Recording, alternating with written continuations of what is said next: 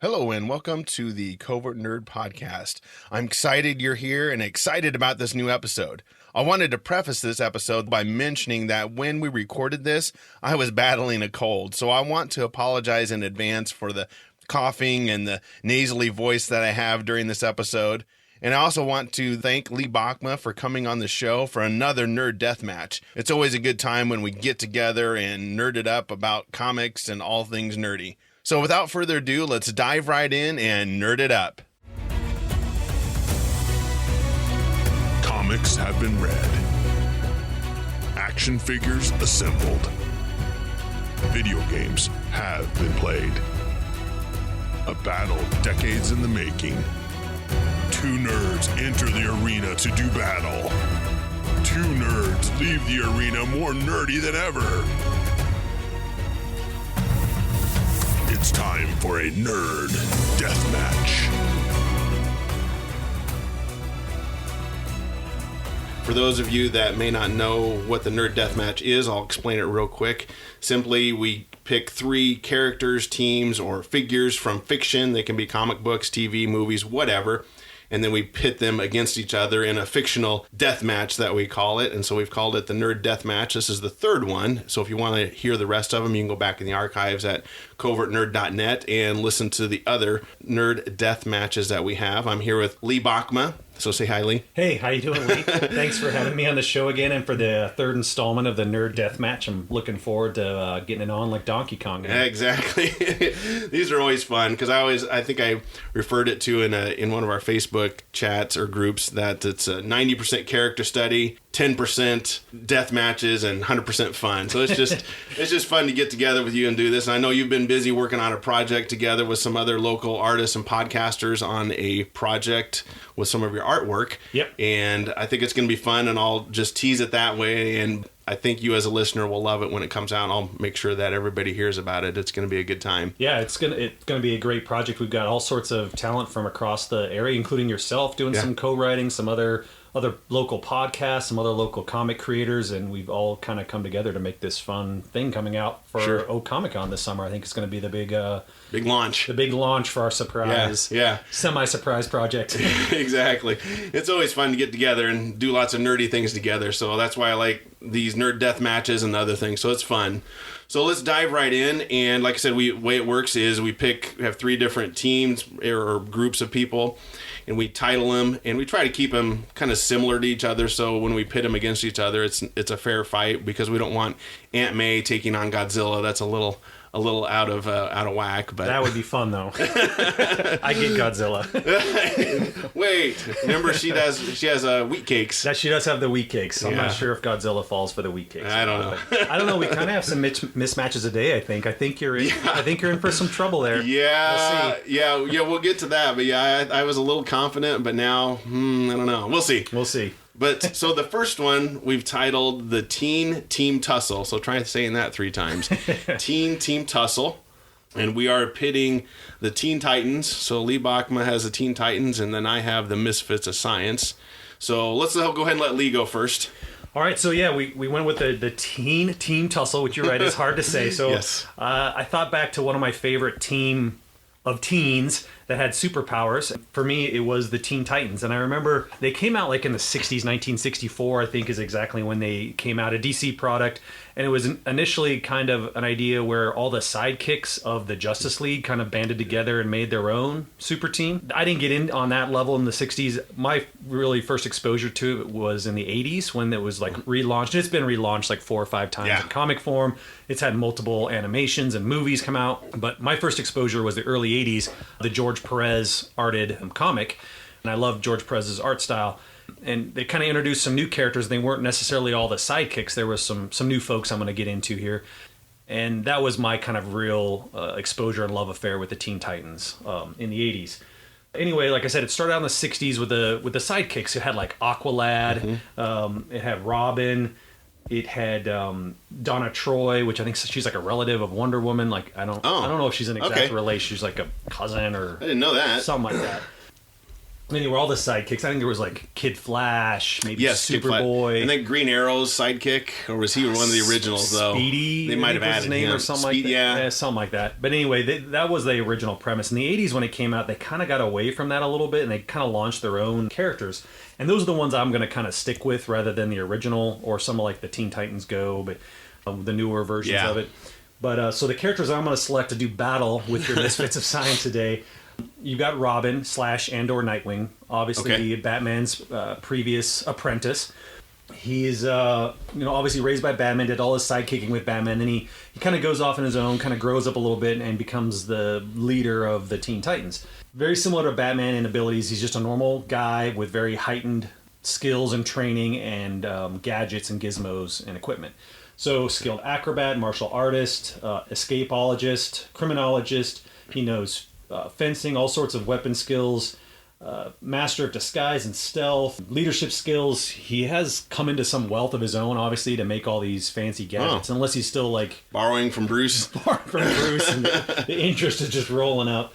There you go. Yeah, he's like fluent in 12 languages, and so that's Robin. He's the leader of the group. He's the one that ties it all together. He's the brains. He's the brains of the group and the leader. The next character in the group is Beast Boy and/or Changeling. He had two different names. He was originally a member of the Doom Patrol, and then he got kind of rebranded as a Teen Titan. Probably one of my favorite Teen Titans. He's kind of the comedy relief. He is. So anyway, his real name Garth Logan. He, as a boy, his scientist parents took him to Africa on some sort of expedition, and he ended up contracting some strange, like fatal disease. Oh, it wasn't a lab accident. I don't think so. Yeah, he's one of the few. There wasn't a crazy lab accident. We'll get to that later. One of my other characters. Okay. That trope. But yeah, he contracts a disease. His parents decide to try to save him with some experimental research drug. Okay. And it ends up mutating him or morphing into he has green skin and the ability to kind of morph into any animal he has ever seen or seen a picture of. So if you've actually seen, like a dog or a horse or any sort of common animal, but then if he sees a picture of it, he can also morph into that as well. So if he looks at a book of dinosaurs, he can become a Tyrannosaurus Rex. Okay. Or he can he sees a microscopic picture of a microbe or something. He can so he can shrink and grow. Yeah. And okay, I didn't know that. Yeah, and he also has a few other abilities. When he changes in that animal, he gains its abilities. So he gets the bear's strengths, or the fish's ability to breathe underwater, or bird's ability to fly. He also has some minor healing abilities. I found this out that he heals kind of quickly. If he gets beat up in a few hours or a day, he'll be good to go again. There was even one episode, I guess, where he had a limb cut off and he regrew that in a couple days. So regeneration. Yeah, and I don't know if that's the animal ability, because I know some chameleons have the ability to starfish do. Starfish, so maybe he's gaining that sort of ability to regrow limbs like an animal. I'm assuming that's where that premise comes from. What I find interesting about the Beast Boy or the Changeling is humans are obviously animals. Okay. So he could change into a human, right? Yeah. And I think it's addressed in the comic. Well, why would he? Because he always has to be green, right? So if it wouldn't be a feasible disguise for him to change into someone and try to pretend, be that person because his skin is green. But then I thought, well, what if he turned into a human that had powers that a normal human didn't have? Oh, like Superman. Superman's technically not human. Okay, that's true. But if you took so I don't know if you consider a Kryptonian an animal. Yeah. I don't know. But if you look at all these mutants, let's just use the Flash, for instance, the lab accident, right? Yes. So he's a mutated human, but he's technically still an animal. So could he turn into the Flash and have super speed? Or if you wanted to blend Marvel and DC, could he turn into Bruce Banner and become the Hulk? Become the Hulk. Good point. I don't know. Or Cyclops or whatever. Whatever. Fill in the blank. Any metahuman. So he could be really a powerful force to reckon with, I think. Yeah, that's a good point. If he can change into an animal and gather their abilities, can he change into another human and gather their abilities? Yeah, if they're a mutant, superpowered human. Yeah. I don't know. I don't think... Maybe there's a fan out there of Teen Titans where that's been done and it has whatever consequence or something, but some I was just thinking about, what? He could be a wrecking ball. Sure, and turning to all these different... the speed of Flash, the strength of Hulk, I wonder if he can get those powers. Can he amalgam animals, I wonder? I don't think Combined with so. the bear with the snake? Or... I don't think so. I don't Okay. think he's ever made like some weird hybrid. snake bear. I turn into the chimera. Yeah, a okay. lion's head. Okay, okay. Yeah, but anyway, so that's Beast Boy changing. The next member is Raven. She's the daughter of a demon, Trigon, and a human. Yeah, and she's kind of like the mystic of the group, I guess, and that's the trope role that she sort of fills. She's an empath who can not only understand other people's abilities, but alter them. So she can make you, she can incapacitate you with sadness, or she can make you feel stronger with pride, or whatever the case may be, and give you like either take you out of the fight or make you better for the fight. And she can read minds, then I assume she's an empath? To some sort of degree, Okay. yeah. She's got some telekinetic abilities. She can do like some astral projection where she takes her spirit self, or I guess it's soul self. Yeah, that's what they call it, soul self. Send it out, and it's kind of like a little reconnaissance raven or whatever that she can kind of look and see in other places. And actually, she can kind of do combat with that soul self as well to a minor. Okay. So that actually degree. being there, she can project herself into a room and listen to what they're doing. Right, and then punch them apparently. Oh, okay. And she can fly, she can absorb energy, she can manipulate shadows, and she has some limited precognition to kind of know what's going on in the future. So she's got kind of a wide range of demonic abilities. Yeah, but her dad's the devil or whatever. Trigon. The fourth... So daddy issues. Yeah, no kidding. I'm sure that plays a lot. Well, just the teen aspect of this comic anyway, there's going to be like adult issues anyway, so the daddy issues got to fit in there somewhere as the trope, but... Anyway, the next one, Starfire. I'm going to kill her. Coriander is her, like, real name. She's an alien from the planet Tamaran in the Vega system. Huge orange-skinned woman who is not a huge enthusiast of clothes. Yes. She wears, like, one of the skimpiest superhero costumes in all creation, I think. They play that a lot. I've seen her in comics and in the animated versions of her. Because her and Robin have a thing. Right, she's the love interest with Robin, and obviously it's a troubled relationship. Yes, and she's always oblivious to the fact that he's oogling over her a lot of times. Yeah. So she's not easy to shop for at the clothes department. No. It's just basically wears swimsuits all the time, and racy ones at that. Anyway, her body has the ability to convert UV radiation into energy, so she has super strength, superhuman durability and endurance. And then she can also shoot out these star bolts in the form of energy. Okay. And then she also, when, the crap hits the fan, she can go into like this, to steal from the last Starfighter, a Death Blossom mode, where she just blasts the energy out in all directions and kind of like, clears the room, so to speak. She's kind of like Superman. Superman gets his power from the sun. Kind of, yeah. I think she's kind of like another alien, gets powers from the sun. She's a little bit, well, not a little bit, she's quite a bit weaker version than Superman. From what I can tell in the comics, as far as like ranking of hierarchy goes, like she could probably go toe to toe with Wonder Woman for like a hot minute, but after that, like she's Wonder Woman's going to have her. So obviously Superman's like way more superpowered than her. But she's arguably maybe the most powerful, physically powerful Teen Titan. Sure, she's the muscle, I guess. The tank, if you will. Okay, and, the trope of the you've always got to have the muscle. Yeah. Okay. So they kind of played with that trope a little bit. We're like, hey, let's make the muscle like a girl who wears skimpy bikinis. Yeah. Exactly. Why not? Rather than the instead of the big. Yep, there you go. The Thing or the Hulk, which often usually filled that trope role in a group, right? Yep. Yeah, you've always got to have the muscle. Yep. Right. Okay. The last of the Teen Titans I'm going to include in the group that we're going to select to do battle with today is Cyborg. Victor Stone, here's your lab experiment gone there we wrong. go, right? So, scientist parents again, dabbling with something they shouldn't have been dabbling with, some interdimensional travel. This huge, like, tentacled, eyeballed creature or whatever comes through the interdimensional thing in an experiment gone wrong, kills the mother scientist, like cripples young Victor. And Victor's dad decides I can, fix him with science, and basically against his will, like not even knowing that his son has like no consciousness in this decision or whatever. It just happens to him. So he wakes up and like his dad has made him into this robotic, half robot, half human thing, abomination, whatever. I think I remember. It's a curse. I remember, reading about that he wanted to die rather than stuck in this. He lived like this. So, so his dad, like, I can fix my boy. I'm going to make him into a human Swiss Army knife. Exactly. So that's what he did.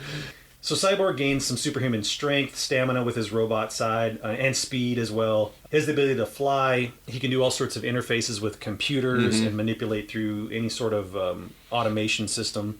He has super sight with his one like red eye.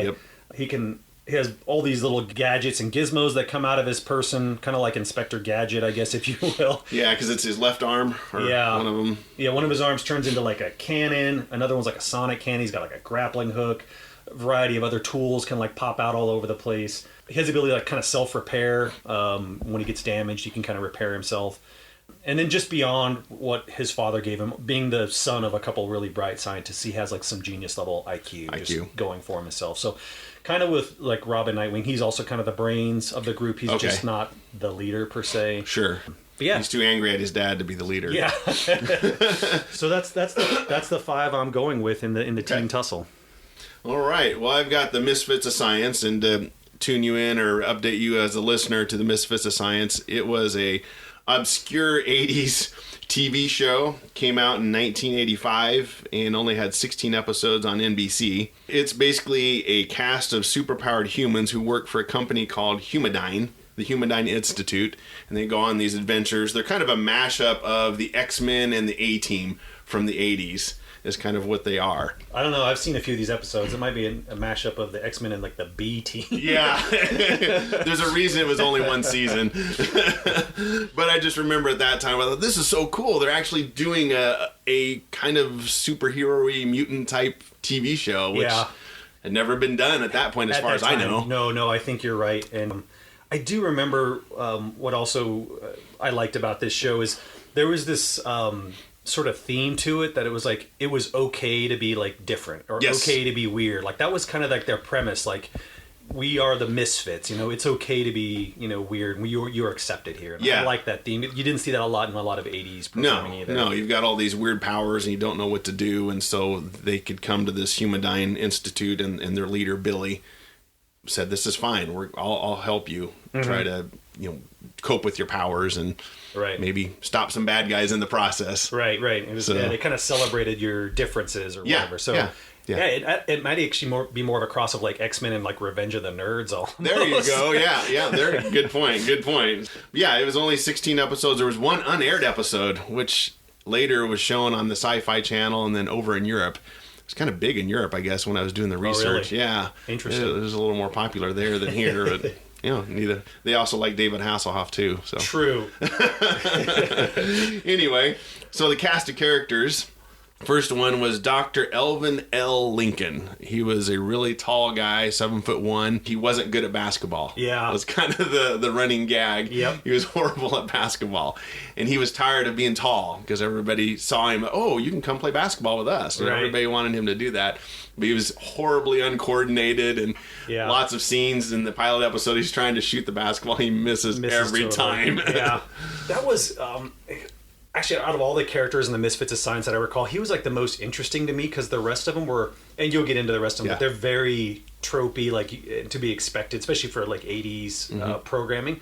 But you didn't, like, that guy was like a legitimate 7-foot tall actor. Yeah, he really was. Huge. Yes. And then, they tried to play against the stereotypes. Well, he's a tall guy or whatever, so let's make him terrible at basketball. And he hates his size or whatever. And it was always interesting to me, as opposed to like when you get into their characters, you'll see they're like, this is like classic trope. You see these all the time. That's a good point. I liked him as a character. Yeah, and his power, he was tired of being tall and expected to be good at basketball, so he created this hormone that he can inject into his body by pressing a vertebrae on his neck, to shrink him down to about 7 inches, 10 inches tall for...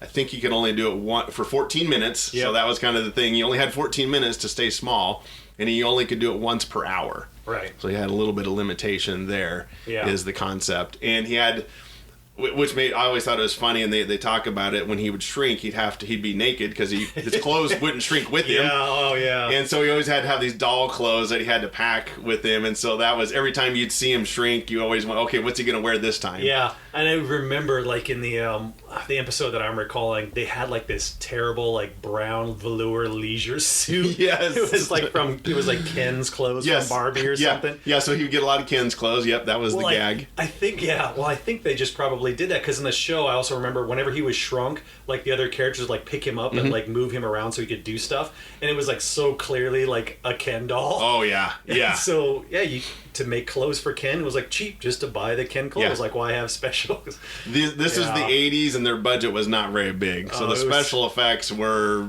minimal at best. Yeah, it was always like this quick like off the side camera clip of them like carrying Elle around. Yes. And like he's clearly a doll. It's hilarious. Yeah. So they'd use him to get into, break into a room or whatnot. Right.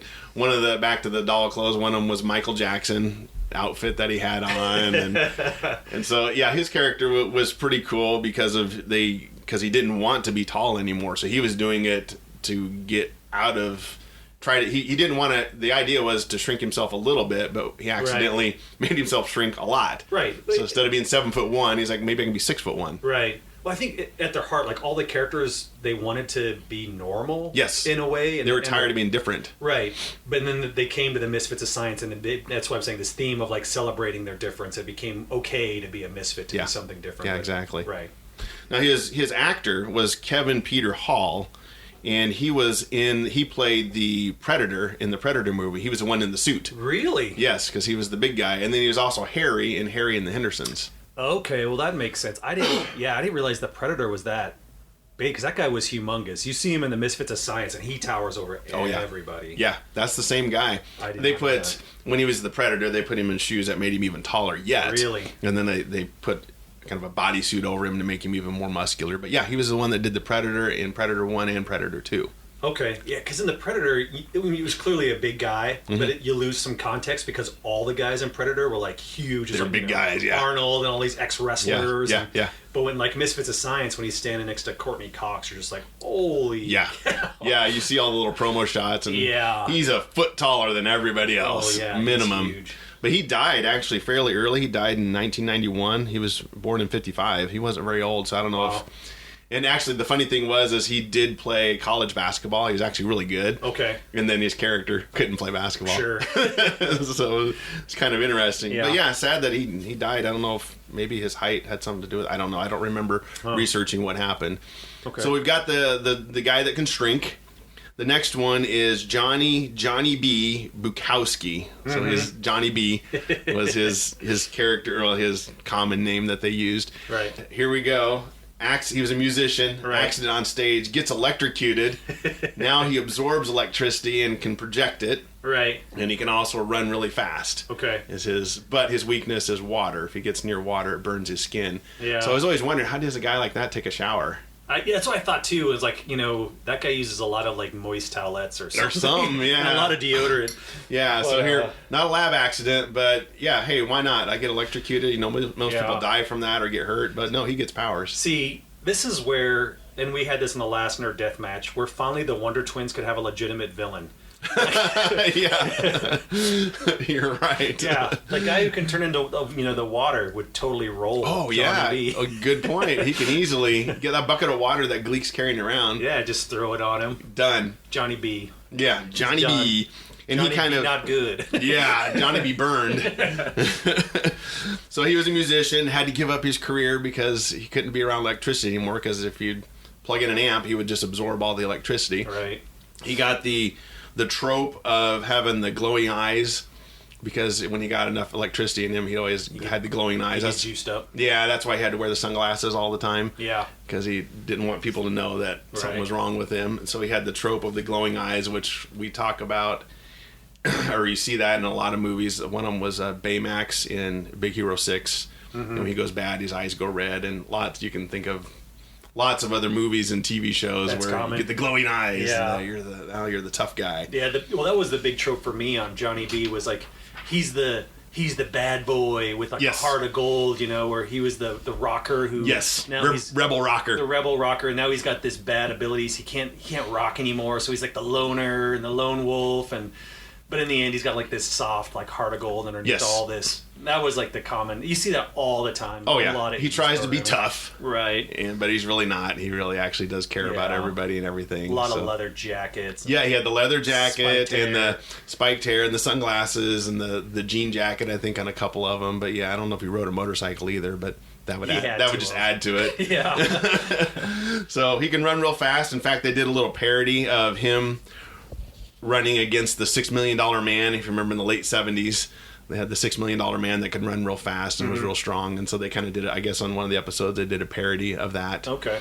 And then also he went into the trope of, and we see this sometimes too, where you're going against a villain that's not so powerful. So you have to all of a sudden miraculously not have as much power. And so one time he's fighting or is going to fight a regular guy, and all of a sudden my electricity's gone. I just don't have any juice anymore, and now it's a fair fight. That's just lazy writing. Yeah. One of them that came to mind as soon as I read that was back in the early 90s, they did a Spawn versus Batman crossover. Mm-hmm. And all of a sudden, when Batman and Spawn were ready to fight, Spawn suddenly just lost his powers, and he was just a regular guy, and he had this big bubble of, oh no, I don't know what happened, and Batman pounds him. Yeah. I hate to say this to you, Lee, but I think today in a couple of our matchups, you're going to need that help. Where my Yes. team has to be depowered a little bit. Yes, And this actually might be one of those matchups. This might be one of those matches, yeah. Right now, I'm thinking just Changeling alone can roll all the Misfits aside. Yeah. We'll see. Yeah, we'll see. Okay, so we have Johnny B. He's the fast electrical, so he can shoot energy, whatnot. Next one is Gloria Donalo, who's played by Courtney Cox. And she's a telekinetic, so she can move objects with whatever she sees. So if you blindfold her, though, if she can't see it, she can't move it. That's her kryptonite. That's her kryptonite, so to speak. 12 inches of cloth. That's her, yeah. That's her sudden power down trope is just blindfold her, and she can't do anything at that point. Or just turn off the lights. There you go. She can't fight in the dark. Can't find you in the dark. That's right. Her thing is she got her powers. She claims her mom was an alien. Or her dad was an alien, excuse me. Does she claim that, or does her mom claim that her mom claimed that, and so she got into a lot of trouble. She's kind of the troubled youth because she's been in and out of foster homes, and trouble with the law because she has this power, and her mom's kind of crazy, or they think she's crazy because her dad was an alien. But that's where she claims she got her powers much from. like the Johnny B trope. She's like another 80s trope where she's like the delinquent bad girl or whatever that is really got, sweetheart girl next door, but you see it like in Breakfast Club with like the Ali Sheedy character, and there's just a ton of 80s characters that are like they that. just borrowed from. Right. The Legend of Billie Jean's another one that comes to mind. Like Helen Slater. Yeah, okay. But anyway. Yeah, the exact same thing. But yeah, young Courtney Cox, a year later, she would go on to do Masters of the Universe, another blockbuster. Yeah, that's something else. Another blockbuster. That was... This show got canceled after one season. And that's something that I forgot that she was in this show, and actually I forgot that she was in Masters of the Universe. And everyone thinks Courtney Cox. She's so tied to Friends. Yes, and she's done some stuff after that, but like Friends is obviously the thing that was she's huge. Totally known for. But she's got some like legitimate like nerd pop culture credentials. I mean, if she wants to go back to Misfits of Science or Master of the Universe, Ace Ventura, Pet Detective. I mean, she did some really bad stuff. Where she got on Friends. And, she was in a soap opera, I think, when I was researching it too. But I think a lot of actresses start out in soap operas. Yeah, but when you say Courtney Cox, I don't think of like nerd programming. Yeah, don't think Misfits of Science and He-Man. You don't, but she does. She's got that background, but then she obviously made it onto like the the primetime TV. You just think about it at this time, she's probably got, I can't get a break, but you think about it, 8 years later, she's getting paid $1 million an episode for Friends. Yeah. So it turned out okay. Yep. So there's our kind of girl from the wrong side of the tracks, and then we have Mickey Jones as Arnold Beef Iceman Befnetter, if I can say his name. Beef Neater. Beef Neater, there we go. Arnold Beef Neater. Like, wow, you can't get a weirder name. He was a weird character, though. Yeah, so he's kind of the Iceman. Okay, so here's another lab accident gone wrong, I guess.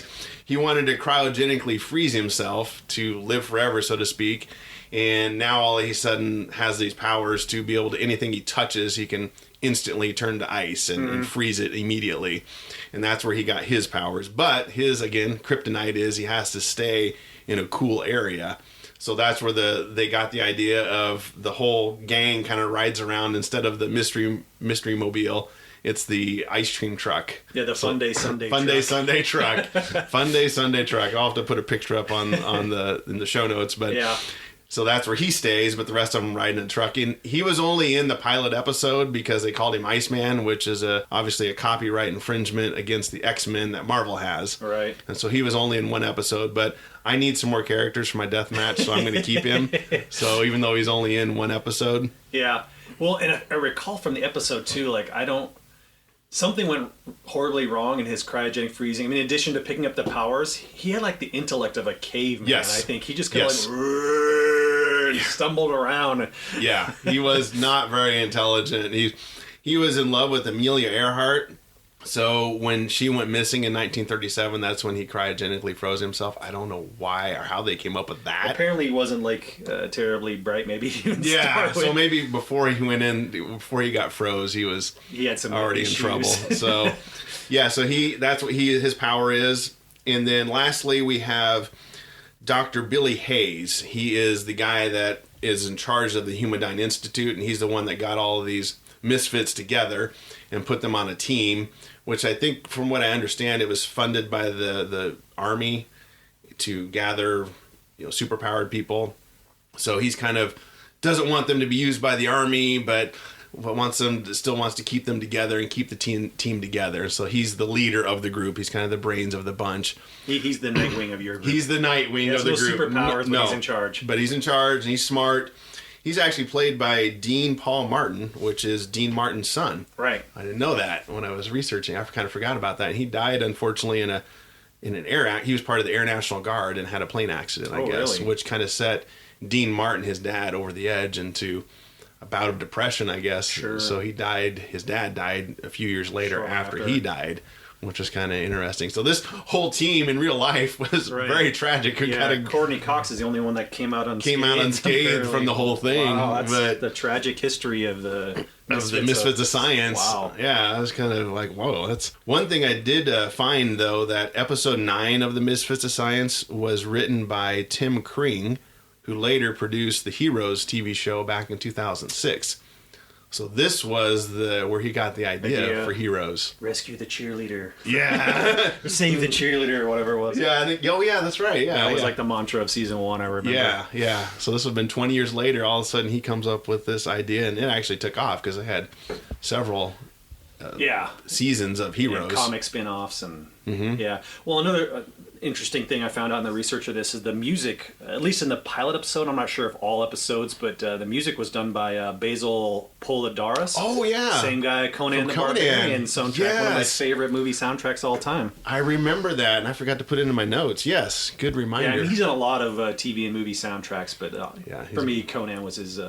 the pinnacle, crowning pinnacle of his work, and Misfits of Science probably not probably so much. wasn't his pinnacle of his achievements. Oh, interesting. Yeah. So there's my team. And side note on the Doctor, I guess, is kind of the comic gag in with him is he's distracted by women. So if a pretty girl walks in the room, all of a sudden he gets sidetracked. Right, I do remember that. In a couple episodes I recall from my youth, like whenever a pretty girl walks by, he always does a little side glance, stops what he's doing, and he says something that, like, in today's day and age, would be like untasteful. Yeah, he'd be fired. Catcall. Yeah. yeah. So that's his kryptonite. Yeah, so to speak. So all right, as we go into do battle here, I mean, I think we got we're lopsided here a little bit. This might be, and I just want to. I'll demonstrate that with their headquarters, I guess. So we brought up that the Misfits of Science had a Fun Day Sunday like used ice cream truck that they rolled around in, and that was kind of their rolling headquarters. Pretty much, because in the first episode, I think they got kicked out of the Humadyne Institute.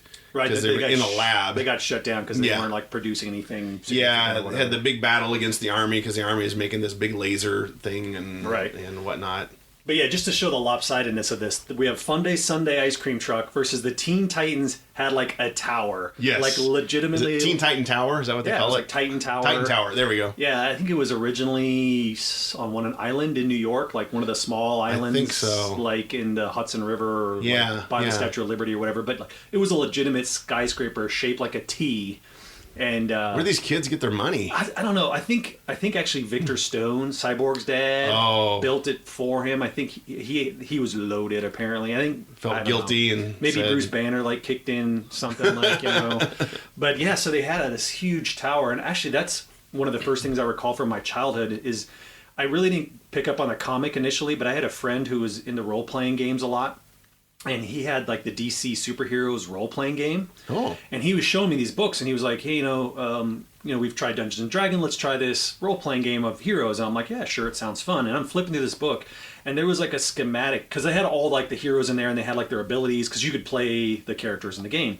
But they had a schematic of the Teen Titan Tower, like room by room, and all these training facilities and headquarters, and it just like blew my mind. I'm like, "This is the coolest superheroes headquarters ever." So then I had to like start reading like Teen Titans comics. I know those are so cool when you see those. They have you see those sometimes in Star Wars where they have the cutout of the Death Star or the Superstar Destroyer and whatnot. Yeah. But Teen Titans had kicking headquarters. Yeah, they had a kicking head. I think there was like a swimming pool with like sharks with lasers on their heads. Anyway, it was really awesome. cool, and I wish I could find that book again, like at a used bookstore or something. That's awesome. That just captured like, holy cow, this is. It was cool. Now I'm in. Yeah, I have to go check this comic out. And then you have the Sunday Fun Day. Yeah, and the Sunday Fun Day truck. So yeah. That's what I'm saying. I'm like, in this matchup, like, just give me Starfire and whoever you want, like, Yeah, it's just pretty much take. Give me all the Misfits. Because what's Elle gonna do? He's gonna shrink down and somebody will just stomp on him. Beast Boy will turn into an elephant and just. Yeah. For 14 minutes. Johnny B, I guess on my side, would probably be the only one that might be able to put up a little bit of a fight because he's super quick. Well, the Courtney Cox, her character Gloria or whatever, she had some serious telekinetic ability. She could probably wreak some havoc. Because in the pilot episode, she moves the helicopter that's trying to attack him and she pushes it back. Right. So I don't know. They make him a run for a little while, I guess. Yeah, for a few minutes, but you've got Starfire and you've got Raven, who can literally kind of move through stuff, right? Or just like emotionally incapacitated. Yeah, all of a sudden, just take them out of the fight. All of the Misfits are already a little emotionally unstable. It wouldn't take much. It wouldn't take much to tip them off the edge. And I don't know if Starfire, if she can heat up a room, but then Iceman is pretty much out of the picture if she can heat up the room. Yeah. I guess if you're going against Robin, he would be the weak one of the weak link. Yeah, we'd have to do some crafty writing and have some sort of circumstances. Like you said, the trope, the power down trope. All of a sudden, Starfire is. I guess you could put her in a dark room if she doesn't have access to the sun. Yeah, but then you lose Gloria. No telekinetic powers. Oh, she can't see. That's true. Yeah, never mind. So one gets rid of the other. And it's like, oh crap. Oh, maybe give Gloria some, night vision. Seeing goggles. the night goggles. There we go. Then all of a sudden she's not. But then, like you said, 12 inches of cloth and you're done. Yeah. So, well, let us, you the listener, let us know, who do you think would win? Misfits of Science versus the Teen Titans. And the Teen Titans too have had they're kind of like the Avengers. They have a revolving door of members, I think.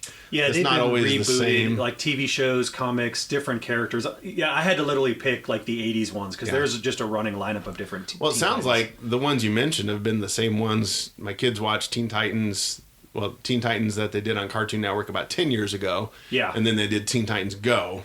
Right. I think those five that I brought up, they're the most popular. Okay. Like the 80s, I think it was like the Judas Crisis story arc. It was like the most popular one. And like, so every Teen Titans reboot since then has kind of had that flavor. But like I said, originally it was like Aqualad and Kid Flash and Superboy and Robin. And You're always going to have, the Avengers always have their mainstay, Iron Man, Captain America, Hulk, and then two or three others kind of move in and out. Right. But that's what I figured is those it was five. The golden age was the 80s, I think, for Teen Titans. And that's kind of what solidified those 5 or 6, and that's who they stayed with. They constantly reboot with those members, I think. Okay. Chime in. Let us know, listener, who do you think should win? So our next one is what we'll call the Metal Mayhem. And this pits Iron Giant versus Optimus Prime. So Yep. I went first last time. Or no, you went first I last went time. first, so let's hear about Optimus Prime. Optimus Prime. So this will be good. Optimus Prime was a Transformer. For those of you that don't know, it started in Japan, actually, and he was known as Convoy in Japan, which I thought was kind of interesting, where the figures came from. That's like a way cooler name. Yeah, than Optimus Prime. Because a lot of their Transformers were like that, where their name kind of was what their vehicle was about, like Bumblebee or Prowl was a cop, you know, so Convoy is a truck. I mean, that's kind of cool, where Optimus Prime. that's really pretentious. There you go. So in the Optimus or the Transformers universe, Prime was the last born of the original 13 Transformers, is where he first got started. And he was most like, I guess from what I read, most like Primus. So Primus is the one that created the Transformers and created Cybertron. And then they had their fight against Unicron, which ended up wiping out all of the original Transformers, or the original Primes as they called them, except for him. So Okay. Optimus was the only one left when that He's like the last battle. last of the Olympians, basically. Last It of sounds the like they big really guys. drew from like Greek mythology, where like there was That's like true. 12 or 13 Olympians, and they all fell or whatever. And Last one left standing. right. Yeah. And so he, at the end of that big battle, he decided to, because you had the Primes were the more powerful robot, but you still had the quote-unquote regular robots, and so he decided to become just a regular robot again. Okay. And live amongst the mere mortals. Okay. Want to go the Greek unwashed- route. Yeah, the unwashed masses. Yes, yes. And so he changed his name to Oren Pax and got basically a kind of a Joe job, so to speak. Okay. Working in a data center, I think, or like a library, I guess is what they would call it. It was where he worked. I'm still processing Orin Pax. Yeah, Oren Pax. So obviously the same, Optimus Prime, Orin Pax, OP. He's keeping the first. Yeah, letters. good point. So I'm wondering, like, did he have like some like monogram towels that like OP. That's I can't awesome. change my name to anything that doesn't start with It's OP. like, I gotta stay OP. The real OPP. That's or, right, you yeah. know. Ocean Pacific's taken, so I guess Orin Pax. Or is- maybe, hey, if he got in on early on Twitter or other places, his hashtag would be available, or his name. That's right. I'm just wondering, like, that's hilarious. That's a good point. Well, you see that in Marvel, Peter Parker, Scott Summers. Oh yeah, it's a common trope. yeah. Bruce Banner. Bruce Banner, yeah. Then, we do like even the names of our matchups, like Yeah. Metal Mayhem, Yeah, yeah. Teen Tussle. Good point, good but point. I just like it how he kept the same Keep like the monogram. OP. You wonder OP. if the writers were like, let's just keep that. right. That way he can use the same towels. He doesn't have Yeah, to get same rid of his towels and the monogram same towels. napkins and whatever. So yeah, he worked in he was in a data center library for 9 million years. So that they don't age evidently. Wow. And he had a girlfriend named Ariel. One of his friends was named Dion. So we've got Oren Pax and Dion. So Oren and Dion Okay. hanging out, I guess, going clubbing. I don't know. His girlfriend's not Ariel from Thundar. Yeah, there you go. No way. No, that Ariel name is used a lot. Yeah, that's a good point. Even Yeah. the Little Mermaid's named Ariel. Yeah, there that's you go. Common, There you go. Common name this time. So this was the golden age of Cybertron. He worked in the Hall of Records. Okay, that's what it was called. Where he met his mentor and tutor, Alpha Trion. So Alpha Trion was his buddy and got some education from him. And that's when Megatron showed up. And Megatron was upset at that time in Cybertron they had a caste system. So you people stay here, you people are here, you people are here. Right. And he related to Megatron and befriended Megatron and was on his side. He's like, yeah, this isn't fair. We need to change that. Okay. But Megatron wanted to, Megatron and Optimus Prime, or Oren Pax, Right. went to the High Council to say, we need to change that. He wanted to do it in a non-violent way, but Megatron wanted to do it in a violent way and just kill the High Council off, take over, and get rid of the caste system. Right. And they had a big fight. Megatron and Optimus had a big fight over that. They cut all ties between each other, and that's when Megatron started the cult, I guess is what it's called, of the Decepticons, and then we know what happened from there Right. on. And then- And so Alpha Trion knew about his past, that he was Yeah. actually a Prime, and I guess there was a battle, and Oren Pax got injured by Megatron because they invaded the council, or the library that he was at, and he got hurt by Megatron, and so that's where the clash between Megatron and Optimus Prime started. Yep. Alpha Trion reverted him back to his original Prime level, so he became more powerful, and that's where him and Megatron then started the Great War. Oh, and So- then I didn't realize there was all this lore that they came up with. Backstory, but I'm curious. So Optimus Prime's some godlike entity within this, Cybertron lore.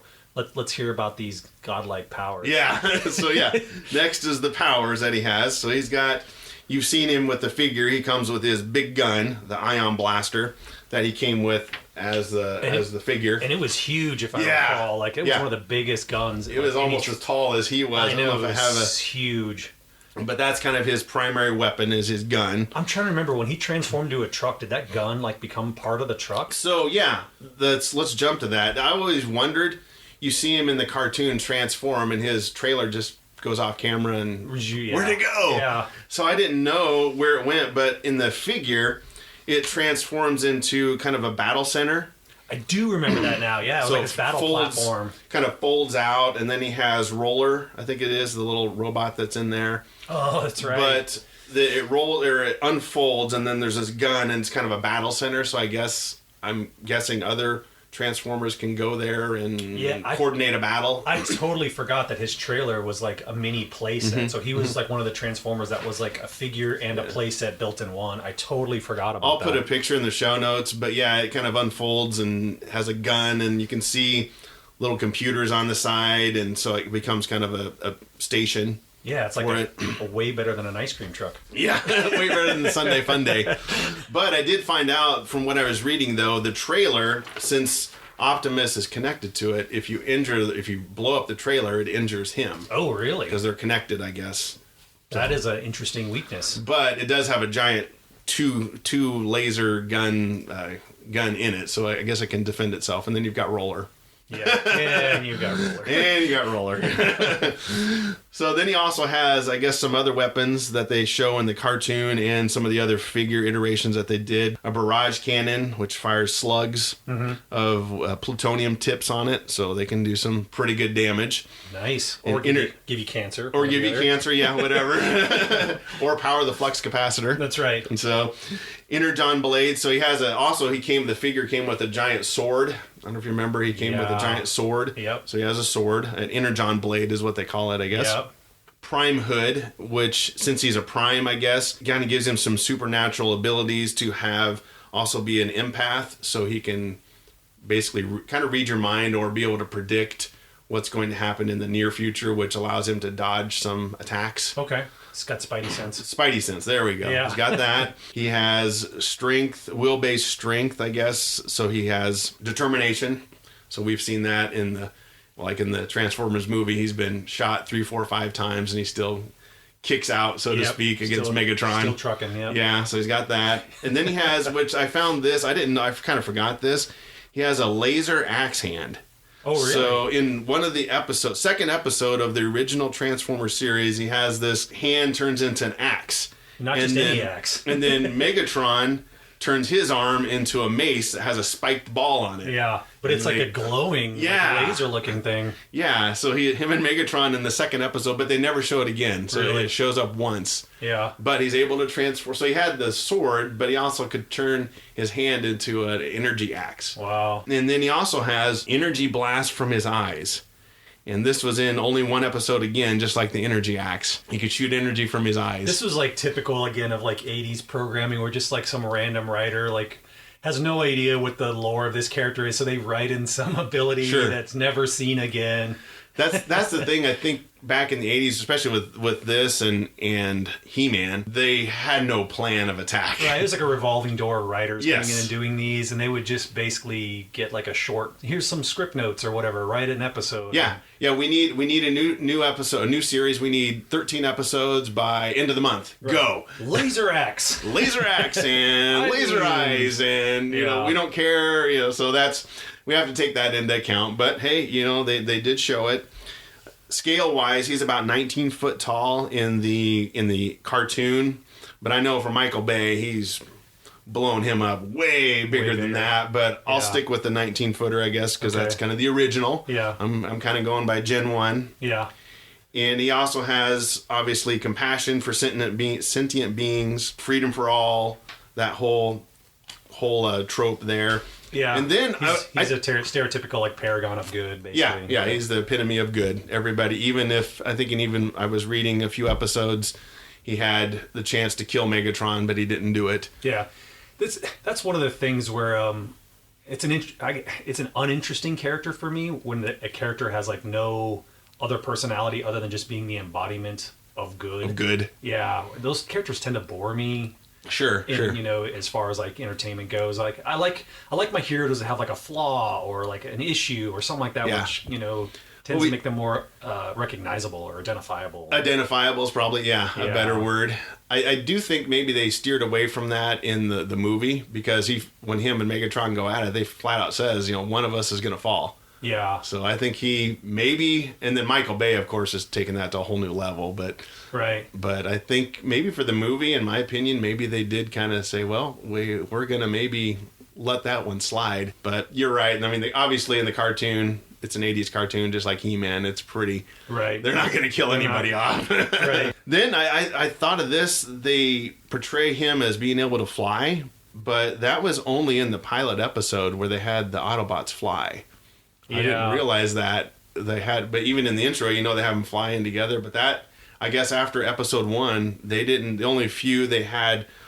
that Autobots were allowed to fly, they had to have jetpacks. And I remember Optimus did have a jetpack on a few episodes that allowed him to fly. Well, it really steals the thunder from all the Transformers that are like flight-based. The ones that are really jets or helicopters. Mm-hmm. And like everyone can fly. It's like, well, I have nothing special about me. Yeah, exactly. if I'm the guy that's a helicopter or a jet or whatever. So we'll stick with Optimus can't fly. Okay. Because he only did it in one episode, and after that he had to have a jetpack to be able to fly, so...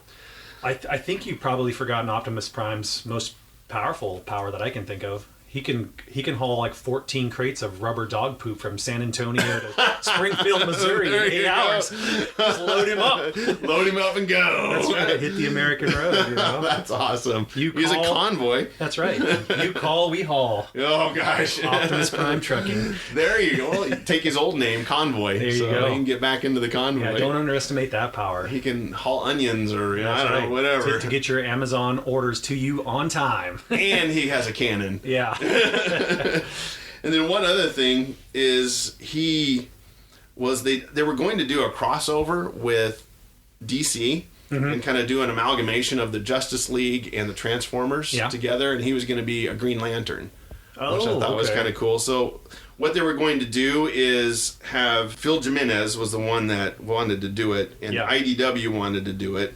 But I don't know where it fell apart, if it was DC or IDW. But let's see, Wonder Woman's invisible jet was going to be an Autobot. Okay. The Atlantis was going to combat the Seacons. I don't remember them exactly, but Flash, evil sea robots. Yeah, obviously. It must be sea robot. Flash was going to protect the Central City from the Insecticons. Oh yeah. And then Optimus Prime was going to be a Green Lantern. Okay. Part of the Green Lantern Corps. So I thought, that's an interesting concept. Yeah. Maybe they should pick that up again. And yeah, I can see his character type very easily fitting into the role of being will-based. Being a Green Lantern.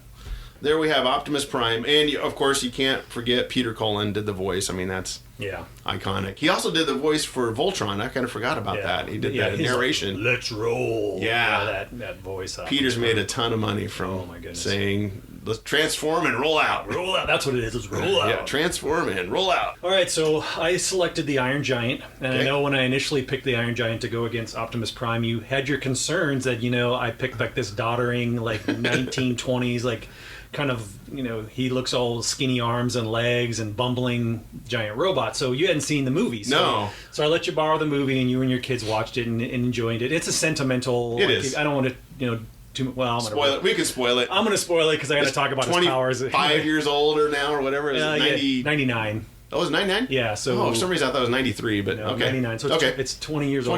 20 years old. 20-year anniversary coming out this year. But anyway, you were in a little bit of it's a surprise, but we'll get into his character that he is not what he appears to be. So, as we said, this is a 1999 Warner Brothers movie. It was directed by Brad Bird, who went on to do The Incredibles and some of the Mission Impossible movies. Oh. So he's had some other very successful movies as well. And it was actually his directorial debut. Really? Was The Iron Giant for Brad Bird. So that's kind of what got his career rolling. It's set in the Cold War in the 50s, and and you and I were talking before the episode. They did a really great job of kind of capturing that McCarthyism, that nuclear age fear of like the world's on the edge. They have the little commercial of if you're in school, you're supposed to hide under your desk if there's a nuclear attack. And I remember my mom telling me about that. So, oh yeah, we did that all the time. Yeah. So they did a really great job of capturing that hysteria of like the 50s and the Red Scare and the dawning of the nuclear age. But anyway, the Iron Giant's this mysterious robot that falls from space. He basically like injures his head and gets like some sort of like form of amnesia. That doesn't really remember who he is. And he's befriended by this young boy, Hogarth Hughes. Yes. HH. HH. Yeah, here we go again with the names that have the same starting letters. And the boy, they become friends. They're also helped out by like this beatnik. Obviously, it's in the 50s. You got to have like a beatnik. Yes. Dean McCoppin, who's voiced by Harry Connick Jr., is the iconic voice of Dean. And basically, there's this fanatical government agent, Kent Mansley. Yes, Kent Mansley. Yeah, that's an awesome name. he's trying to find the Iron Giant. He thinks it's like a threat because they're hyping up again like this Russian threat. He's a Russian threat. He's going to destroy the world. We got to find him and destroy him, And so the military's backing him, and the boy and this beatnik are trying to, protect this innocent robot who really doesn't remember who he is. Mm-hmm. And that's actually kind of the theme of the movie is like, you can be whoever you want to be. You don't have to be who other people think you are. Sure. Well, and the Iron Giant and Hogarth are similar. The Iron Giant's a misfit. Yep. Hogarth is kind of a misfit in his world. He's raised by a single mom, and he's kind of goofy and quirky. And he's like nerdy kid with no friends, can't really identify with anyone his age, and only hangs out with this beatnik that kind of tolerates him. Yeah. And so they're like these two misfits that get put together, and they kind of find like this theme of like you can be who you want to be. You don't have to be who the world wants you to be, basically. Mm-hmm. And that's like the running theme of the movie is the Iron Giant's like maybe this weapon from space, but the boy keeps telling me you don't have to be a weapon. You don't have to be a gun. You can be whoever you want to be. You don't have to be this trope of this weapon. Yes. Anyway, the robot's voiced by Vin Diesel, another great iconic voice. Yes. He does Groot. Oh yeah. He's the voice of Groot. Yeah. And so he's done some other voice work that's really great. You didn't know this, but no. At the end, when the military finally catches up with him and starts trying to take him down, he basically goes into like his defense mode, and he remembers his powers for like the first time. He gets the glowing eyes. Yep. And he goes a little bit bonkers. So he really turns into this death machine, and this is where like Optimus Prime maybe in a little bit of a trouble. So in the movie. The military rolls up in this like battalion of tanks, and they start shooting tank rounds at him, and it like they bounce off him like insects. Like he doesn't even really notice. Tank rounds. I'm trying to imagine a tank round hitting Optimus Prime. He's gonna notice. He's gonna feel it. Yeah. So anyway, after these tanks start hitting him and they're just bouncing off him, he goes into like his battle mode or whatever, and one hand turns into a huge laser cannon. He just roasts a tank. The other hand turns into this like quantum compression cannon is what I'm going to call it, where it shoots like this energy ball, and whatever's inside of it basically just like it's like quantum compressed into like shrinks it or disintegrates it or something. It like vanishes. Yeah. So one hit from that and you're done. You're done. And then he has like there's 3 snake cannons come out of his head. So he's got like these 3 like serpentine cannons that are running around just like shooting lasers everywhere. So that's when he's just chewing up the military with all these cannons. And actually there's another wrist cannon that comes out that like shoots, it's like a barrage mode. It shoots like 8 different cannons at once, and it like basically blows up like all these tanks simultaneously. Yeah. And that's when the military decides to hit him with the main cannon off like a battleship that's parked like off the seacoast. That like gets his attention for the first time. Doesn't really damage him, but it like makes him like flinch. Move. He's like, "Oh, I felt that on like these tank rounds." Yeah. And so he turns around and like his chest opens up into what I would like to call his Death Star cannon. It looks like the Death Star. Another Death Blossom. Yeah, almost. So, it's like these 3 tiny lasers that like come together to make one big laser like the Death Star.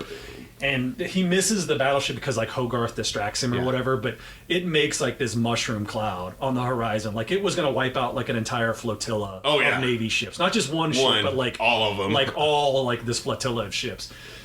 after seeing that, Yeah. and you're like, oh crap, Optimus Prime is gonna get rolled. Well, then too, also when his eyes go red and he kind of hulks out, the dent on his head goes away. So Well, that's right. He has like the ability to heal himself. Yeah. Well, and here comes the spoiler. At the end, the military did, because he's just rampaging, right? Yeah. The military calls in a nuclear strike on Yep. him. And so this nuclear missile's coming into the town, and in order to save the town, he flies up so he can fly. Yep, so he can fly. Yep. So he flies. Another thing that Optimus, only Can had do, going for him yeah. in one episode. Jetpack. He flies up to intercept the missile and dies tragically. So we think. Yes. There's like this teaser at the end where like his parts are basically like trying to find each other, all these like Yes. scrap parts that were blown all over the place to reconstruct himself. Like his healing power is so much that he can literally survive a nuclear blast and come back from that. I think they hint at that earlier in the movie when he loses his hand or arm. Oh yeah, and And his arms trying yeah. to find him. Yeah, he can find out. He can. If he's blown apart, he still comes back He's together. like a self-seeking mode Yeah, and then yeah. repairs himself. So yeah, so being able to blow up an entire like Navy flotilla with his Death Star cannon and be able to survive a nuclear blast, I'm not sure what Optimus Prime is that's going gonna be a little to do tough. against the Iron Giant. And he's powered. Iron Giant's powered by metal because he's eating metal constantly. Metal, yeah. Is how he gets his energy, I guess, is Yeah, what they hint at. That's what we'd have to, if you're going to write this battle, you'd have to power the Iron Giant down. Like, Yeah. there was a metal shortage or whatever, so he's hungry. Throw him in space Yeah. or something where he's not near anything and see if he can power down. I don't think in the movie they just say he falls from space. They never really say. His origins I don't think expanded on at all, I Yeah. don't think. Other than everyone thinks he's a weapon except for this kid who except for tells the him, kid. you don't have to be a gun. That's the Yes. line I remember where he's like, when he's like going in his beast mode and just like Yeah. destroying everything, Hogarth's like, you don't have to be a gun. You don't have to be a weapon. Yeah, that's a good theme and just a good animation. Like I said, the animation's excellent. It really captures that 50s look. And Oh, yeah. It's just excellent. And it's funny and sentimental, and if you haven't seen it yet, I'd definitely recommend it. But Yeah, I'm gonna come clean on the air here a little bit. I remember watching this with my kids, not knowing that the ending. I thought it was just another kids movie. We were watching it when they were a bit younger when it came out, and you have to like fight off tears at the end of Yeah, the thing. I'm like, I know. please don't cry in front of my kids. Please. Don't. yeah, I know, because it is hard. him and Hogarth are buds, and Yeah. and The scene where he flies up to intercept the missile, and Yeah. like the kid's voice in his head, you don't have to be a weapon. You can be whoever you want to be. And he's like, I want to be Superman. yeah, that's right. You see Superman. Yes. Oh my goodness, it's just heart wrenching. It is, and I like the fact that they reference Superman. It's owned by WB or Warner Yeah. Brothers, but that was a good little throwback. Yeah, it is pretty sentimental if you haven't seen it. It's my girls, they handled it okay. I kind of knew it was coming, but but the girls are like, oh yeah, this is good. We like it. It's funny. They've got a lot of funny parts in it. Like I was telling you before, when he's with Manly, when he's eating a sundae with Manly, he puts chocolate laxative on top of his sundae to try to ditch him. Yep. Because he moves in with him and he's trying to help the robot and he can't with his government agent living around with him and he can't ditch him. And The old laxative trick. yes, I was like, oh my gosh, it's hilarious. Yeah, there was a scene I think when he and the Iron Giant and Hogarth are becoming friends, where like they're in the junkyard and Hogarth's in the car Hulk or whatever, and he's like spinning it around like an amusement ride. Yes. And it's so much fun, and they're just having a hoot. But, Yeah, it's a good movie. And they go swimming, and that's right. Yeah. there's a lot of really touching scenes. But Yeah, that's good. anyways, I guess for the listener, What do you think, listener, after seeing the powers? I mean, I will admit, though, Optimus Prime, they've had him come back from death multiple times, so... true, he's a fighter. He's a fighter, He but would just keep getting killed. he keeps getting killed and he keeps coming back every time, but so does the Iron Giant as Yeah. well, so I don't know who would win that battle. See, I don't know. We should have maybe gone with like Voltron or Ultraman or something a little more on par with Iron Giant. It was fun. It's fun. Still, you got, Optimus has roller. Yeah, He's got backup. Come on, the little roller robot with the little light on. I don't know what he actually does. I think he just does reconnaissance, I guess. You had to have the ridiculous sidekick. You got to have the ridiculous. Well, there's worse. Gleek. He got off all right. So, luckily, Iron Giant, not a product of an '80s cartoon, so no ridiculous sidekick for Iron Giant. Yeah. So anyway, let us know. Who do you think, Optimus Prime or Orin Pax versus Iron Giant? Who would win? Last but not least, we have who put this guy in charge battle. Because we thought this would be funny because you've always got these these leaders that we see, especially in the 80s and 90s even. Like, how did this guy become the leader? But so this will be kind of more comedic. We have Cobra Commander from G.I. Joe. And then we have Vicini from The Princess Bride. Right. And you have to say inconceivable. Inconceivable. Yeah, we'll talk about that later. But this is going to be fun because, this is a common trope of the villain bad guy, that he has to be like horribly incompetent, but somehow he's in charge. Yes. And you always wonder, like, who put this idiot in this position of power? So, we're going to talk about this. Like, why did this guy get in charge? And then duke it out. Like, if these two guys were in charge, like, who would fail the worst? Who would have everything in place, but it falls apart. Yep. Well, we'll get to that. We'll introduce you to the characters in case you don't know as a listener who we're talking about. So let's see. You go first. Yeah. Okay. So, Cobra Commander, fictional character brought about by G.I. Joe, originally a toy line. I'm going to be mostly talking about what I remember as like an 80s as a kid, because the G.I. Joe's still gone on until this day. There's been reboots and relaunches and comic books and movies and whatnot. But so Cobra Commander's the head of Cobra, which is an international terrorist organization bent on world domination. Take over the world. Yeah, to take over the world. And they're the principal bad guys that fight the Joes. Cobra Commander was originally created by Larry Hama, was the guy who wrote the G.I. Joe comics for Marvel. According to Larry Hama, he wanted to create a character that, quote, fell in love with the sound of his own voice. Yes. And he drew inspiration from the famous conservative pundit William F. Buckley. Okay. That's who he based it on. So he's in love with himself. He's in love with himself. He's a classic narcissist who, in the cartoon anyway. Even in the comic to some degree. In the cartoon, he was voiced by Chris Latta. And it's another iconic... like Peter Cullen. Yeah, that shrill, crisp, like, just biting... And he screamed everything, by the way. Like, Cobra Commander never, like, spoke, like, indoor voice. No. Did not happen for him. And how did he keep his voice doing those? I don't know. But it was just a constant barrage of, like, you bumbling idiots! Yes. Cobra! Cobra! And he does Starscream's voice, too. So. Oh, does he really? Same guy? Yeah, the same guy does Starscream's voice in Transformers. So, again, if that's his natural voice... kudos, but if he has to, strain his vocal cords, like, how did you get through a recording session? Yeah, I mean, he has, like, the voice of an angel that has been, like, in a cement mixer for 24 hours, with broken glass in there. He just comes out, and it's just awesome. I love the reference. Jeff over at the Make Eternia Great Again podcast, he said that, I forgot whose character it was, has the voice of somebody who drank glass and then chased it with gasoline or something like that. Oh, yeah, that's Cobra Commander. That shrill, and he just yells at you constantly. He's always angry. Yeah, always angry. Anyway, so there's various, I guess, iterations of Cobra Commander. There's a comics one, there's a cartoon one, there's ones from the movie. But so I'm going to cover each briefly, and I'm going to mostly focus on the cartoon one, because that's like the really bumbling one. But yes. The one in the comic book, he's a used car salesman that has like a brother who gets like killed in Vietnam, and he like kind of blames the system and becomes disillusioned with America, and somehow, so he becomes like a con man, a grifter, like a criminal, and somehow like rises to the head of like an international terrorist organization. So he was a really good used car salesman. He could sell ketchup popsicles to a woman in white gloves. Yeah. Yeah, no kidding. So he obviously had like the gift of like influencing people in the comic book. He's a little more brutal in the comic book than he is in the cartoon. He's not quite as bumbling, but he is constantly like betrayed, and like coups are constantly thrown against him in the comic, because he's not quite the leader that Cobra wants. So like Dr. Mindbender and Destro and the Baroness and Major Blood, like every other major player at one, even like Zartan, I think at one point they try to like overtake him, take him out. They create Serpentor to like make him second fiddle. So anyway, at one point, I love this. I got to bring this up. So he fakes his death or whatever because he gets betrayed so many times. And, like, falls out of the limelight. But when he comes back to Cobra, he's mad because he's tired of being like overthrown and like being mistreated by all his subordinates.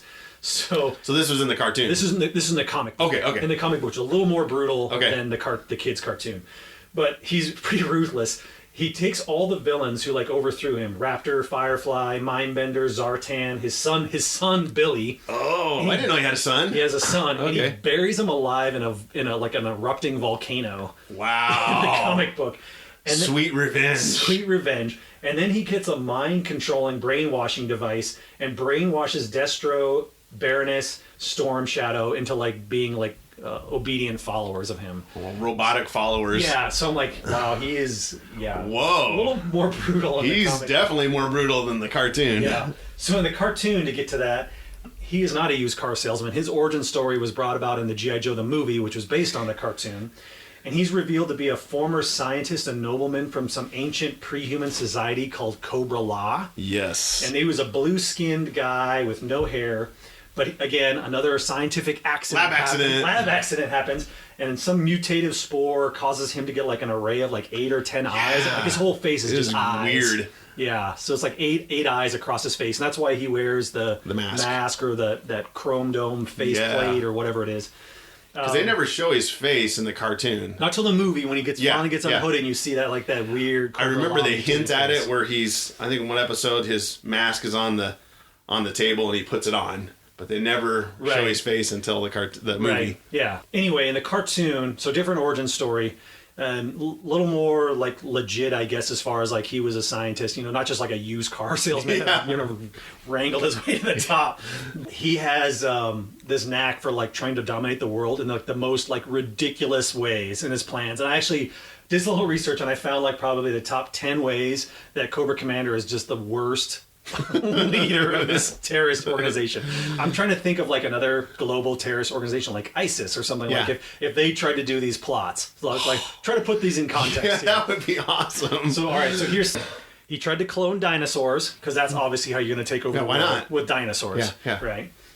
One time they had a shrink ray machine, so he miniaturized his troops, stowed them in Christmas presents, and put them in the G.I. Joe Toys for Tots program so they could infiltrate G.I. Joe's headquarters. Oh my gosh. Oh man.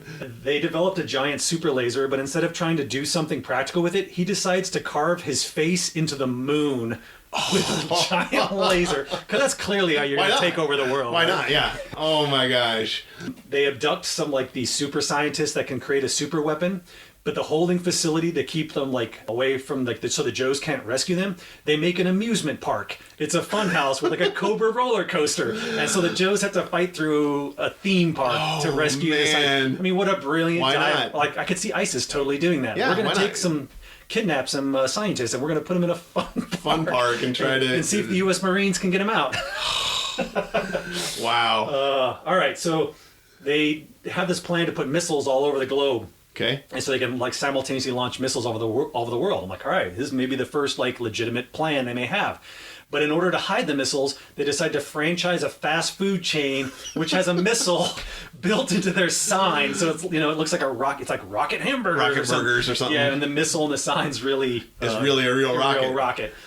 But of course, they like franchise one of these to like Roadblock's parents, so like the Joes know about it. Like, wow, there's a rocket in the sign. Real rocket in the sign. Oh my gosh, this is awesome. All right, another plan. They decide to destroy all the currency in the world and replace it with Cobra money. So everyone has to spend Cobra money. So they control the economy through Cobra bucks. Right. And the only way you could get Cobra bucks is like you have to sell like your material goods, like your jewelry, your cars, or whatever. So they were going to acquire all these like material goods and give them Cobra bucks. So that was the first Bitcoin. Yeah, Bitcoin. Yeah. So that's a super plan. I'm sure it's going to work out swimmingly. Oh my gosh! All right, they invented a machine that would transfer women's beauty. So you could take like a beautiful woman and make her ugly, and then take her beauty and give it to another woman. And apparently that was going to upset the balance of the world and allow you to like take over when you had all these make the supermodel ugly and the ugly woman beautiful. And apparently that was going to help you take over the world. Oh my gosh! One time they had to raise money to build weapons, so they held a Cobra telethon. And the premise of the telethon was villains would call in, and if they raised the money, like they would go to like Interpol and like all these other like organizations, global like criminal police organizations, and they were going to destroy the records. So like if you wanted your records eliminated, villain, call into the Cobra telethon and we'll get you. and we'll send Storm Shadow in to burn the files. Records. Right. So they held a, like, I'm trying to picture it like the network that'd be like, yes, we're going to air that on. That's, yeah. Let's put this on him. Let's pitch this to NBC and just see what next they'll on do. Fox. Next on Fox. Telethon. Cobra Telethon. We'll let, like you said, it's like, let's let ISIS put on a telethon. Yeah, exactly. Who's going to do that? Who's gonna do that? Well, then, of course, you've got, like, Cobra, Commander, and Destro, and Major Blood all, like, doing, like, juggling acts and singing acts, because they've got to have entertainment, right? It's such a beautiful plan. How could this not I know. It's so just off the wall. All right, so here's another one. They wanted to kidnap this scientist and force him again to build a weapon, similar to the one... where they put him in the amusement park, yeah. Funhouse obviously didn't work out. Joe's got him, so they take it up a notch on this one. This scientist apparently likes this nightclub, so they basically take this nightclub that he normally goes to it, but they turn it into a spaceship. So when he goes into it, the nightclub transforms into a spaceship, launches into space, and then they have him. He can't escape now, and Joe can't get him because he's in space. So they're going to force him to build something. And then now they're forcing him to build. Like, what an elaborate plan. Just, you got to turn a nightclub into a spaceship. Oh my gosh. These are awesome. Yeah, these are awesome. And here are the final two I have, and they're kind of related in the fact that they would totally destroy the Earth and all life on it. Okay. This is not how you take over the world. This is how you destroy the Earth. Yeah. One, they had a plan to destroy the ozone layer. Okay. And then sell money, or get money by selling Cobra sunscreen. I kid you not. Awesome. We need to do a fake bottle of Cobra sunscreen. There is a picture of it. I found a picture of the Cobra sunscreen. They're trying to sell it. Sweet. It's like Cobra Block or something. I don't know. I'll have to find it again. SPF 80. Again, obviously, if you destroy the ozone layer. So destroy the ozone layer and the other one was destroy all vegetation on Earth. Okay. Because not only would everyone starve, but you'd have no air to breathe. Oh man. Yeah. So those are Cobra Commander's greatest plans of how to take over the world. What I want to know is, I would love to be in the pitch room for some of these. Okay, guys, let's come up with this plan. How about we turn a nightclub into a rocket and shoot them in space? Yes, Johnny, that's what we're going to go with. Perfect. Let's destroy the ozone layer, and Cobra's going to sell SPF 1 million Cobra Block. And let's do a telethon. Yeah. Let's do a telethon where Destro's going to do a stand-up comedy. Juggling act. Yeah, and Cobra's going to juggle. Baroness is going to play the ukulele. I don't know what they did. I have to watch the episode again. Gosh. These are so awesome. I didn't know this. Yeah. So anyway... that's Cobra Commander in a nutshell. I don't know how you mismanage an organization. We're not bad. Okay, Cobra, they get together. Oh, man. These are hilarious. And one more thing for the listener. If you do want to get like a feel of Cobra Commander's voice and like his constant screaming and shrill, right before we filmed this episode, I was on YouTube, and there's like a 4-minute bit where somebody has put together, like they just spliced together, like every time out of every episode that G.I. Joe has failed Cobra Commander, he always throws like this temper tantrum, yells at his subordinates for their incompetence, usually destroys something, like throws a chair into the command console or, shoots something. And it's just a hilarious clip of just like Cobra Commander yelling nonstop, you bumbling idiots! I've got it. We'll put that in the show notes because you got to see that. I got to see this. Yeah. They do that in Lego Movie, when the bad cop, he always gets mad. He always has to throw a chair. Yeah. And he always hits the guy with the chair all the time. So that's a play on that. Yeah, play on that. That's trope. a common trope. But my gosh, the comedy on those plans are just the best. Yeah. I mean, you can't get any funnier than that. But again, they actually made the episodes, and I remember kids loved it. I remember loving these as a kid. When you're 9, you're like, why not? Yeah, these plans were phenomenal. I loved the only thing I remember being annoyed about the G.I. Joe cartoon was Shipwreck. Oh. He's your Modulok. He's my Modulok. Yeah, he was so, like, I don't know. For those, if the listener, if you don't know, on the Make Eternia Great Again podcast, they hate Modulok with love, but that's like the character we love to diss on the most. Yeah, Shipwreck was my Shipwreck Modulok. would be your Modulok. Yeah, I could totally stand Cobra Commander's inane plans, but Shipwreck and that parrot he had was like, no, too much. He needs to be kind of the Kenny in South Park. He needs to die every episode. That would be great. Horribly. So for Lee, somebody put together a YouTube video of roadblock death scenes over and over again, or shipwreck death scenes over and over again. There was in the aforementioned video of Cobra Commander like yelling at all his subordinates. There was one clip in there where he turns around and just like punches the crap out of Shipwreck, like Shipwreck's tied to a chair, like they obviously had him captured in this episode. He just turns and like wails on him, and I was Sweet. like, yes. They didn't really do that in the cartoons much, so that's pretty. No, he just it was close fist, no joke. Like knocked the chair over. Oh, I bet you did. You rewind that over and over again? Yeah, I'm going to. You're gonna put that on a loop and put that on YouTube video. Make it a GIF. You know? Yes, make that a GIF. That's awesome. Okay, so he has Cobra Commander. I've got Vicini from the Princess Bride book / movie. I've never read the book, but I know you have. I've read the book, yeah. So I'm going to be basing most of mine off of the movie. Mm-hmm. And he created the Sicilian crowd because two's a company, three's a crowd. That's where the name came from. So he's the mastermind behind their little group, Fezzik, excuse me. He's the muscle of the group. Andre the Giant, yes. Yep. And then Inigo Montoya, the world's greatest fencer or swordsman. Second best. Yeah, that's true. I use it in my left hand. Now, this is going to be tough to do without quoting the movie, so forgive us. Oh, that's like, Princess Bride, probably one of the top 2 or 3 most quotable movies of all time for me. Only one that might be close is maybe Tommy Boy.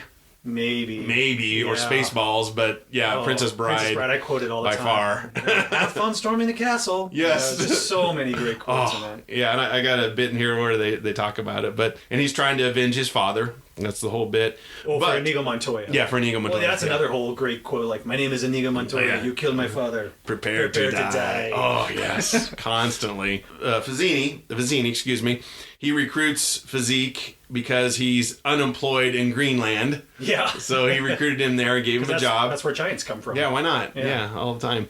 And then Inigo, he is drunk and kind of a drunk loser, so he recruits him and gives him a job and a purpose to help him find his father. Yeah, because the revenge business is very expensive. It is very expensive. Yes, the revenge is very expensive. Yes, and so that's why he was able to recruit these two, because he paid him off. In the movie, they don't really say where his money comes from. I don't know if the book alludes to that. Yeah, he's paid by Prince Humperdinck. Oh, that's right. Because Prince Humperdinck wants him to kidnap Princess Buttercup and kill her on the Gildor frontier or whatever it is. So the whole thing, is Humperdinck wants him to kidnap Buttercup to start a war with Gildor. So he's what does Vicini say, that not the revenge business, but the upset of countries is a very prestigious business with a long and storied history. Of causing wars or whatever. Starting wars, I think is what it is. Starting wars. Another great quote. Yeah. Oh yeah, yes. So Vicini, just like Cobra Commander, hatches this plan of kidnapping Princess Buttercup and then making it look like Gildor killed her, but obviously, as we'll get to, it doesn't work out the way he wants to. But he's a bumbling leader who's very, again, narcissistic, like Cobra Commander. Yeah, because he can't even fathom anything going wrong. That's how narcissistic he is, which leads to his token catchphrase. Yes, inconceivable. Constantly. It's like, I don't think you're using that word the way it was intended. So it's just like it's like one of those people that they're so self-confident in their knowledge that they can't accept reality. I don't know what that word would be. Like egomaniacs. It's like a self-delusional state almost, and he just can't fathom anybody else even being able to even be half of his intellect. Right. And so he hatches this plan and doesn't think it's nobody can ruin it. But it's inconceivable that anything could possibly go wrong with my plan. And he just gets upset. A bumbling leader, speaking of that, when I was working on this, the other bumbling leader I thought of at the time was President Scroob in Spaceballs. Oh yeah, he's just so delusional. Not only President Scroob, but the Rick Moranis character. Dark Helmet. Dark Helmet. Yes. I want to say Dark Saber. That wasn't right. Dark Helmet. Yeah, both. I'm like, who put these guys in charge? The only reason I thought of Scroob because he's the president and Dark Helmet's not. But Vicini's kind of the Dark Helmet because Prince Humperdinck. Yeah, Prince Humperdinck technically he's the one funding it. Right. So you're right. So Vicini's actually the executor. He's the Dark Helmet. He's the Dark Helmet. But so I thought of Scroob at the time too. Yeah. But he does think he's really smart because he says, have you ever heard of Plato, Aristotle, Socrates? Morons! So he thinks he's really smart, and he has his catchphrase, which we already alluded to, which was inconceivable. Every time the man in black ruins his plans, he keeps saying, inconceivable. Yeah. Other catchphrases that I found that were really common, because inconceivable, in pop culture is probably one of them, but dope from Homer Simpson. Yeah. They killed Kenny, South Park. Yeah. "What you talking about, Willis?" from Different Strokes. Yeah. In fact, there's a shirt my sister-in-law got that says, "I am what Willis is talking about." So that was fun. Of course, may the force be with you. Yeah. So Well, I'm not trying to think if in this death match if Cobra Commander had a catchphrase, I think it'd be like, "Cobra, retreat!" Yes, exactly. He said that a lot. Why? I mean, when you're doing a fundraiser for them, why would it fail? How could you fail at that? So, and why so serious from Dark Knight, of course. Yeah. Another trope that Vicini fills in is baldness, the bald guy. That's Cobra Commander falls on that too when they took his head Oh, off. yeah. He was He a does have hairless yeah. blue guy with 8 eyes. So, See? Yeah. you know. He just had the 8 eyes instead of no hair. Yeah. Too. But it talks about the evil baldness equates to lack of moral fortitude, and it can be applied to evil chancellors or mad scientists. Yeah, there's actually, I was reading about this, like, it's an ancient Greek, I think, thought. They used to, like, equate, like, physical beauty to, like, goodness. So if you were an attractive person, you had, like, moral worth. And if you were an ugly person, you were obviously, like, your moral worth was less. Like, you were probably a villain. Really? And this is just carried through to all sorts of tropes today.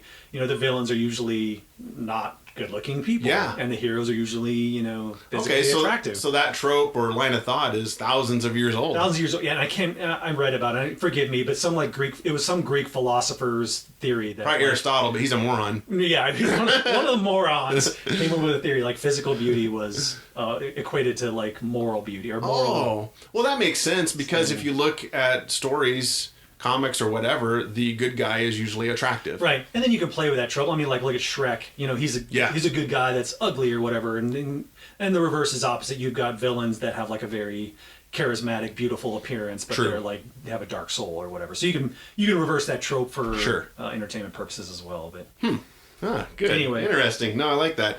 So other bald evil guys, Lord Voldemort, Dr. Willy from Mega Man. He's only partially bald. yeah. Charles Montgomery Burns from The Simpsons. Smithers. Ming from Flash Gordon. Oh yeah. And of course Lex Luthor. Yeah, Lex Luthor. Yeah, I'm just Max Sydow as Ming. You just reminded me of that. What a great actor that played that character in that Flash Gordon movie. Yeah. He plays great villains. I kind of forgot about him, but yeah. Yep. Good point. So yeah, you got the bald villain. That's what he falls into, and then he obviously ends up he sends the sword fighter Inigo after him, and he gets bested by the Man in Black. Yep. And then he sends the giant Physique after the Man in Black, and he gets defeated. Yep. And then finally, he's the only one left, and so he has to do the Battle of the Minds. Right. Of I course. challenge you to a battle of wits. Battle of Wits. There we go. To the death? Of course. Of course. And of course, he has his famous line that you fell victim to one of the classic blunders, the most famous of which is never get involved in a land war in Asia, but only slightly less well known than this. Never go against a Sicilian when death is on the line, and then he falls over dead. Yeah, and then he dies laughing. The maniacal laugh, and then he falls uphill, which I didn't realize that. He falls uphill when he dies from iocane powder. Yep. And he does the same thing that Cobra Commander does. He never talks in an indoor voice. It's always loud, and he's angry all the time. He's angry at Physique because he always talks in rhyme. Yeah. Oh, yeah, I forgot about that. And then he always has the breakdown again, kind of the inconceivable when it just doesn't go right. He's angry and If he can't. If he had a command console and a chair, he probably would have smashed it. Yeah, Like Cobra he Commander. would have. Yeah, you're right. He probably would have. Or if he had a shipwreck to punch. He just didn't. Yes. Yeah, there we go. He needs somebody to punch. But so that's, and I found out researching, I guess, I've never done LARPing. I don't want to do LARPing, but I guess on a lot of LARPing groups, nobody's allowed to start quoting Princess Bride, because then the whole group just starts quoting Princess Bride and they never get anything done. It's so quotable. Yeah. I know. But I thought that actual groups of people have the rule that nobody can quote. They put it off limits. You can't quote Princess Bride. Once you open a can of Princess Bride, you can't put it back in. You can't put it back in. And Vicini is one of those. Yeah. So there's my Vicini. So that's my, who put this guy in charge? That's right. So I guess it's up to the listener now to decide, like, who would you not want to work for the most? Yes. Cobra Commander or Vicini? Well, like we talked about, if you pit these two against each other, they would just have these ridiculous plans. Yeah. Like turning a nightclub into a rocket ship or selling missile franchises. And then they'll just go spectacularly wrong. Yeah. So Cobra Commander might have his missiles over here, and Vicini would have his ships or what over here, but somehow they would fall apart and nothing would happen, and they both end up in prison. And in both of these programs, or whatever you want to call them, like they're both of their underlings or whatever you want to call them, people that work for them were constantly like ribbing against the system. Like Cobra Commander was constantly being overthrown or like fought against, or they created Serpentor specifically to get rid of him. Yes. And like Vicini, even like Fesic and Inigo were constantly like, they're just looking at each other like, him, like why we need the money, but this guy's not. They're just looking at each other. The actors that did it perfectly. They're like, what? This guy's an idiot. Yeah, they never went so far as overthrow him, but they definitely didn't. Their heart wasn't in it. They were strictly doing it for the money. For the money. Oh yeah. By far. But yeah, just if you haven't seen Princess Bride, highly recommend it. What's your opinion on the book versus the movie? I saw the movie first instead of the book. Okay. And I love the movie. It's just like one of my favorite movies of all time. Not even like a romantic movie, just one of my favorite, probably my favorite romantic movie of all time, but just favorite movies all time, period. The book, it's also good. For me, it's a little too wordy. Like he goes on some... That's what I was... when I was researching, it's pretty long dialogue. Yeah, he'll go on some like Tom Bombadil moments where you'll appreciate where it's just like, why do I have 80 pages of this nonsense? Yes. So it's good, but I would definitely, I liked it, but the movie's better for me. Okay. Yeah, I agree. I love... Vicini definitely makes the movie. Yeah. He's definitely one of them. I mean, I like the good characters, but Vicini and Andre... Inigo. They're all the characters are great. Well, I mean, Wesley's okay. Wesley's character's good. But I don't know. I kind of like... Vicini is just hilarious. Oh, yeah. He's definitely the funniest character. I mean, Billy Crystal's in there. Miracle Max. Miracle Max, yeah. And what's her name? His wife. She's famous, too. Robin Wright. No, Miracle Max's wife. Miracle Max's wife. I know who you're talking about. I forgot her actress name. She's a comedian. Kahn? Is it Madeline Kahn? No. Oh. Yeah, I can't remember. You're right. She's a comedian too. But yeah, Robin Wright's in there. She plays Princess Buttercup. She goes on to be in the Wonder Woman movie. She plays one of the Amazons. Yeah. Oh, I forgot about that. The lady who trains. Diana. That's right. I forgot about that. That's Robin her. Wright. And she's in Forrest Gump. Yep. Ginny. Yeah. Mm-hmm. Yeah. Anyway. Yeah. So who do you think would win this, or what's your most hilarious combination of? They go at it, and then what hilarity ensues. And maybe you can come up with a Cobra Commander scheme like we've already had, but I don't know that you can get any more ridiculous than the ones you listed. It would be hard to. That was magic. Yes. Cool. Well, thank you for listening. Thanks, Lee, for doing this again. Thanks for having me again. Such a good episode. Thank you for listening. I hope you enjoyed listening as much as Lee and I enjoyed recording it. I always enjoy these nerd death matches because it's good fun just to get together with Lee and talk about these characters and have some fun with them. So go to covertnerd.net for all the show notes, and then go on Facebook and search for The Art of Lee Bokma. You can see his art there as well. You can also find me on social media, Twitter, Instagram, Facebook, and leave a message. Let me know what you think about this episode. If you liked it, didn't like it. Let me know who you think should win. And until next time, nerd it up.